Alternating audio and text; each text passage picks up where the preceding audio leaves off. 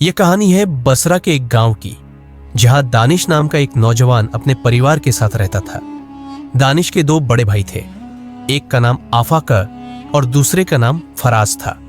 उनके वालिद का इंतकाल कई साल पहले हो चुका था, जबकि उनकी वालिदा हयात थी।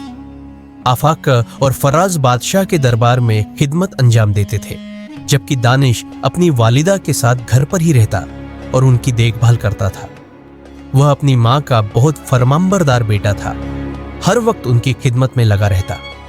दोनों भाइयों ने दानिश से वादा किया था कि वह घर में वालिदा की खिदमत करे और उनका खर्च वह दोनों उठाएंगे। इसीलिए दानिश ने न तालीम हासिल की, न किसी हुनर की तरफ तवज्जो दी, बस माँ की खिदमत को ही अपना फर्ज समझता रहा। वक्त गुजरता गया, दोनों बड़े भाई शादीशुदा हो गए और कुछ अरसे बाद वालिदा भी इस दुनिया से रुखसत हो गई।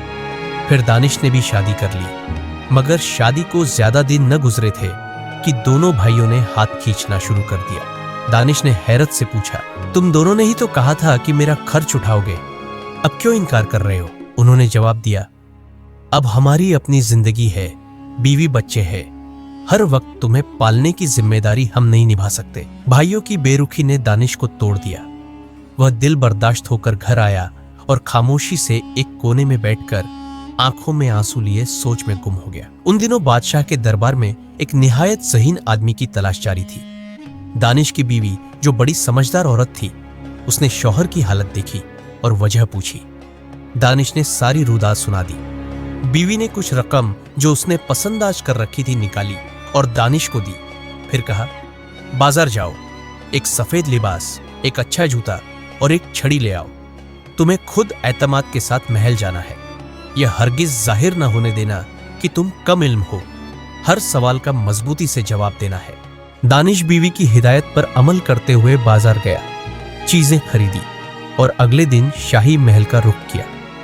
महल पहुंचा तो देखा कि वहां वजीर के सामने पहले ही दो अफराद नौकरी के लिए हाजिर हैं। वजीर ने इन तीनों को देखकर कहा, जो यह बता दे कि मेरी मुट्ठी में क्या है, वही दरबार का नया मुशीर होगा। पहले शख्स ने कहा, आपकी मुट्ठी में सोने की अंगूठी है। वजीर ने नापसंदगी से इनकार में सर हिलाया और उसे वापस भेज दिया।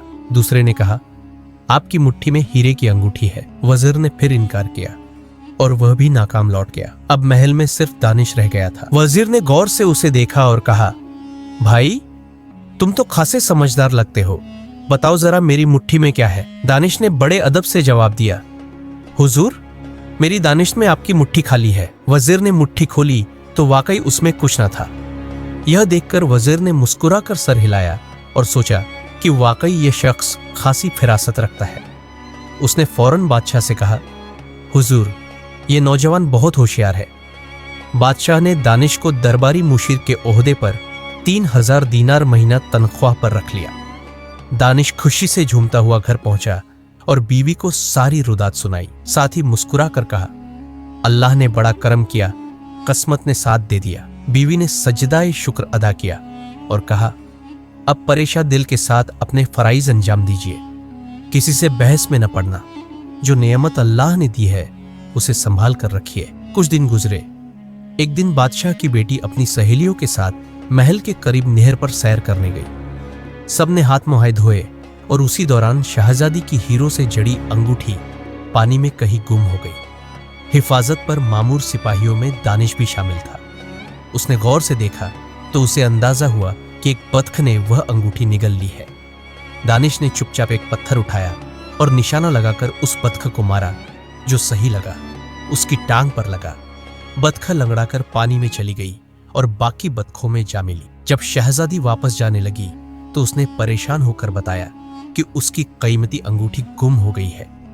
बादशाह को जैसे ही इत्तिला मिली, उसने वजीर को हुक्म दिया, जिसे तुमने अक्लमंद कहकर रखा है, फौरन उसे बुलाओ। वजीर ने दानिश को हाजिर किया। बादशाह ने पूछा, हमारी बेटी की अंगूठी गुम हो गई है, क्या तुम कुछ मदद कर सकते हो? दानिश ने इत्मीनान से जवाब दिया, जी हुजूर, मगर एक गुजारिश है कि अगर हुक्म हो तो नहर से सारी बतखें मंगवाई जाए। बादशाह को तज्जुब हुआ, बतखों का अंगूठी से क्या ताल्लुक? दानिश ने अदब से अर्ज की, हुजूर, अगर आप इजाजत दे तो मैं अपनी बात साबित कर सकता हूँ। बादशाह ने सर हिलाया और हुक्म दिया कि सारी बतखों को नहर से पकड़ा जाए। जब बतखें लाई गई तो दानिश ने फौरन उस बतखा को पहचान लिया जो लंगड़ा रही थी और कहा कि उसे ज़बह किया जाए। यह सुनकर दरबार में सब हैरान रह गए। जब बतखा को ज़बह किया गया और उसका पेट चाक किया गया तो उसमें से शहजादी की कीमती अंगूठी बरामद हुई। बादशाह बहुत मुतासिर हुआ। उसने दानिश को शाबाश दी, सीने से लगाया और उसकी तनख्वाह में मजीद 3000 दीनार का इजाफा कर दिया। दानिश दिल ही दिल में सोचने लगा, एक और आजमाइश में अल्लाह ने सरखरू। घर पहुंचकर उसने बीवी को खुशखबरी दी। बीवी ने मुस्कुरा कर कहा, जब अल्लाह साथ दे रहा है तो फिक्र कैसी, इंशाअल्लाह आने वाला वक्त भी बेहतर होगा। अब दानिश की जिंदगी खुशगवार हो चुकी थी, मगर दिल में एक अंदेशा छुपा हुआ था। कहीं ऐसा न हो कि उसकी असलियत खुल जाए कि वह तालीम याफ्ता नहीं और सिर्फ तकदीर की मदद से दरबार तक पहुंचा है। कुछ अरसा गुजरा कि महल के खजाने में चोरी हो गई। यह खबर पूरे मुल्क में फैल गई। बादशाह हैरान और परेशान था। उसने वजीर से कहा, फौरन दानिश को बुलाओ, देखते हैं कि वह कोई हल पेश करता है या नहीं। दानिश को दरबार में बुलाया गया। बादशाह ने सख्त लहजे में पूछा, शाही खजाने में चोरी हो गई है, तुम अक्लमंद हो, कोई हल निकालो। ये सुनकर दानिश के पैरों तले जमीन निकल गई। दिल में कहने लगा, अब कहां से चोर ढूंढूं। उसने बड़ी संजीदगी से कहा, अलीजाह, इस मसले का हल निकालना मुमकिन है, मगर मुझे 8 दिन की मोहलत दीजिए। बादशाह ने इजाजत दे दी। दानिश घर आया तो चुपचाप एक कोने में बैठ गया। 7 दिन उसी सोच में गुजर गए कि क्या किया जाए। 8वीं रात वह परेशान होकर अल्लाह से दुआ करने लगा, ऐ रब, अब तक तूने ही बचाया है, अब भी कोई राह दिखा दे। उधर जिन्होंने खजाना चुराया था उनके कान खड़े हो चुके थे। उन्हें खबर मिल गई कि बादशाह का अक्लमंद मुशीर 8 दिन मांग चुका है और कल वह कोई फैसला सुनाएगा। वह खौफजदा हो गए। उनमें से एक ने कहा, अगर उसने हमें पहचान लिया तो हमारी शामत आ जाएगी। दूसरे ने कहा, चलो उसके पास चलते हैं, शायद कोई रास्ता निकले। जब वह दानिश के घर के करीब पहुंचे तो एक चोर का जूता टूट गया। वह पीछे रह गया। बाकी 7 जैसे ही घर के दरवाजे के करीब पहुंचे, अंदर से दानिश की आवाज आई। 7 तो गुजर गए, अब सिर्फ एक बाकी है। वह दरअसल दिन गिन रहा था, लेकिन चोरों को लगा कि वह उनकी तादाद के बारे में बात कर रहा है, क्योंकि वह 8 थे। ये तो वाकई सब जानता है, चलकर सच सच सब कुछ बता देते हैं। 8 दानिश के कदमों में गिर गए और कहा, खजाना हमने चुराया है, हमें माफ कर दो, खजाना भी वापस दे देंगे, बस हमें बचा लो। दानिश ने आसमान की तरफ देखा, दिल में अल्लाह का शुक्र अदा किया और कहा, खजाने को वापस दफन कर दो, सुबह दरबार में आ जाना, जैसा मैं कहूंगा वैसा ही करना। अगली सुबह दानिश बादशाह के हुजूर पेश हुआ। अलीजा, खजाना मिल गया है, लेकिन उसे निकालने के लिए 8 मजदूर दरकार होंगे। बादशाह ने हैरत से पूछा, चोर कहाँ है? दानिश ने जवाब दिया, पहले खजाना वापस आ जाए, फिर चोरों की बात करेंगे। बादशाह राजी हो गया। वही 8 चोर मजदूरों का भेष बनाकर लाए गए। दानिश ने कहा, इन सबको 2-2 दीनार मजदूरी दीजिए। चोरों ने खजाना लाकर बादशाह के कदमों में रख दिया। बादशाह खुश हो गया, मजदूरी दी और दानिश को शाबाश देते हुए कहा, जो चाहो खजाने में से ले लो। दानिश ने कुछ सोने की अशरफियां उठाई और घर आ गया। बीवी ने कहा, अब वक्त है खामोशी से यहां से निकलने का। अगर बादशाह को पता चल गया कि तुम अनपढ़ हो तो सब खत्म हो जाएगा। दानिश ने बीवी की बात मानी और रात के अंधेरे में निकल पड़ा। रास्ते में एक शख्स मिला। उसने पूछा, कहां जा रहे हो? दानिश ने बेसाख्ता कहा, शहर छोड़ रहा हूं।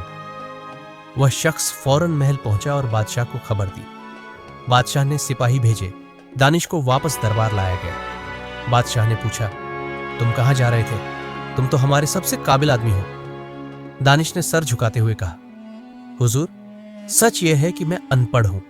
जो कुछ भी हुआ अल्लाह के करम से हुआ। मां की खिदमत की वजह से तालीम हासिल न कर सका। यह सुनकर बादशाह का दिल भर आया। उसने कहा, तालीम न होने का दुख है, मगर तुम्हारे सच और खिदमत का वजन इससे कहीं ज्यादा है। चाहो तो काम करो, न चाहो तब भी जिंदगी भर तुम्हें तनख्वाह मिलती रहेगी। तुम हमेशा मेरे दरबार का हिस्सा रहोगे। यूं दानिश और उसकी नीक सीरत बीवी महल के करीब ही एक खूबसूरत घर में खुशी खुशी रहने लगे।